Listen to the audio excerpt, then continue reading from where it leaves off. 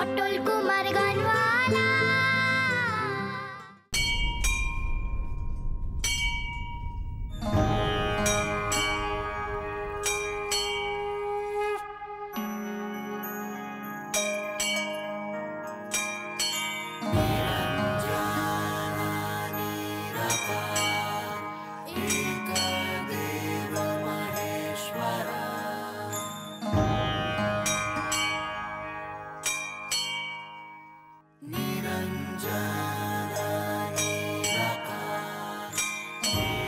ছাপুইপাড়ার বাবা ভোলানাথ কিন্তু খুব জাগ্রত দেবতা।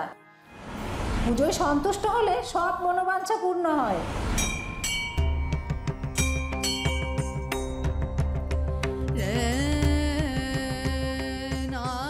সারা রাত জেগে পুজো করলে নাকি তুমি সবার সব ইচ্ছে পূরণ করো।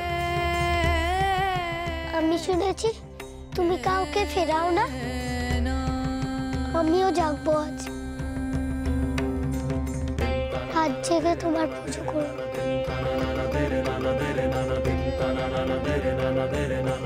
তুমি আমার ইচ্ছে পূরণ করবে তো?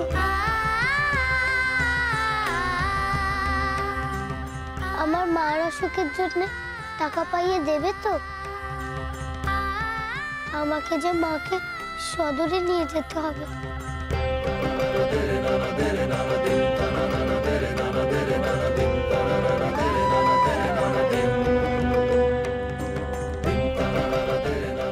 বলো না ঠাকুর, আমার মার জন্য টাকা পাইয়ে দেবে তো? তুই কি মেরে? হ্যাঁ, ছি ছি ছি ছি ছি ছি, তুই ঠাকুরের কাছে পয়সা চাইছিস? এই বয়সে এত লোভ, জানিস না এতে পাপ হয়? কি করবো বলো, আমার মার যে খুব অসুখ,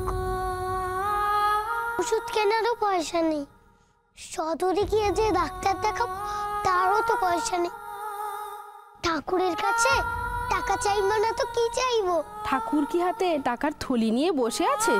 তুই চাইবি আর অমনি দিয়ে দেবে? টাকা কষ্ট করে রোজগার করতে হয়। এই টাকার জন্য এখানে এলি কেন রে? হ্যাঁ, যাদের কাছে টাকা আছে তাদের কাছে যা।